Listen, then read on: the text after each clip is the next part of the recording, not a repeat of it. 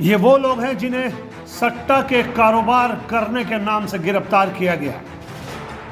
Online betting का काम करते हैं और एक दूसरे के खाते में पैसा ट्रांसफर किया जाता है। इस प्रकार के कई आरोप इनके ऊपर लगे हैं। इन्हें गिरफ्तार किया गया है और जेल भेज दिया गया है। करोड़ों रुपए का ट्रांजैक्शन इनके खातों में हो रहा था, लेकिन इनका कहना है कि ऐसा कुछ हमारे खातों में नहीं हुआ, फिर भी पुलिस ने हमें गिरफ्तार किया। आइए देखते हैं दुर्ग पुलिस इस मामले में क्या कह रही है। इसके बारे में नहीं पता था सर।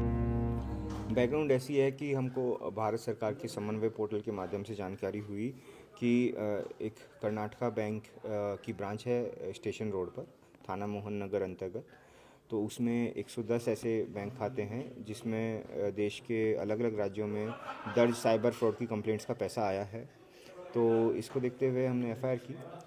एफआईआर में विवेचना के दौरान पाया गया कि उन सभी खातों में लगभग 2 करोड़ 85 लाख रुपए साइबर फ्रॉड का पैसा आया है टोटल।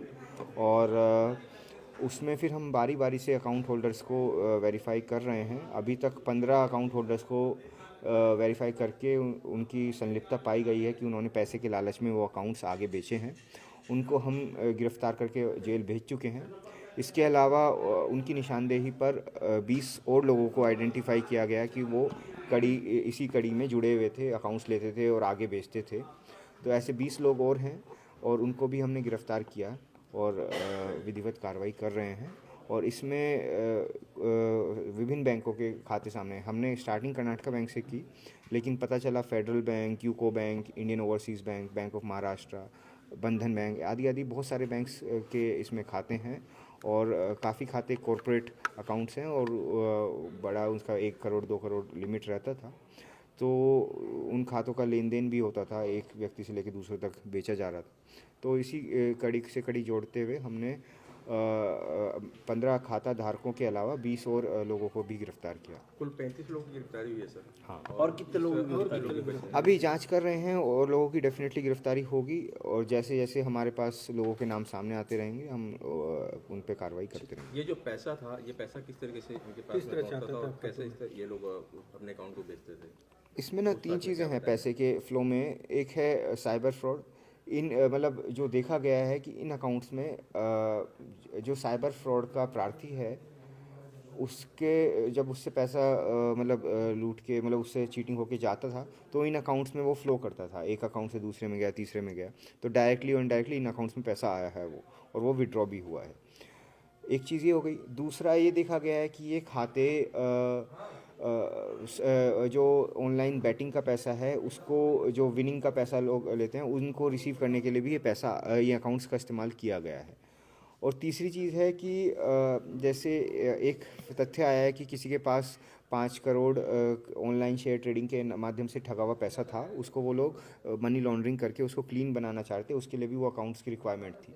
तो ये तीनों चीज़ तथ्य हमारे सामने आए हैं, साइबर फ्रॉड, ऑनलाइन बैटिंग और मनी लॉन्ड्रिंग। लिंक कैसे मिला सर पूरा?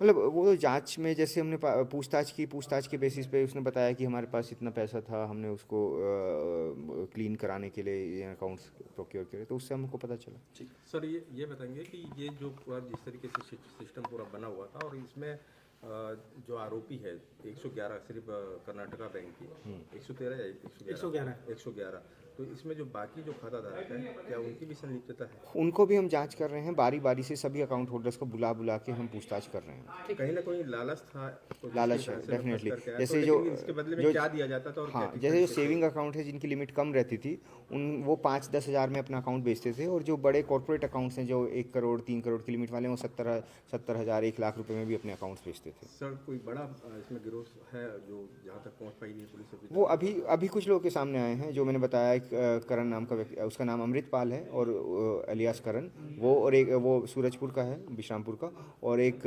ये रितेश पांडे है जो वैशाली नगर का ही है। ये 2 मेन किंग पिन्स सामने आए हैं। और एक महिला कंचन एक का जो रायपुर की रहने वाली है, और उसका एक पार्टनर है रितेश कुजूर।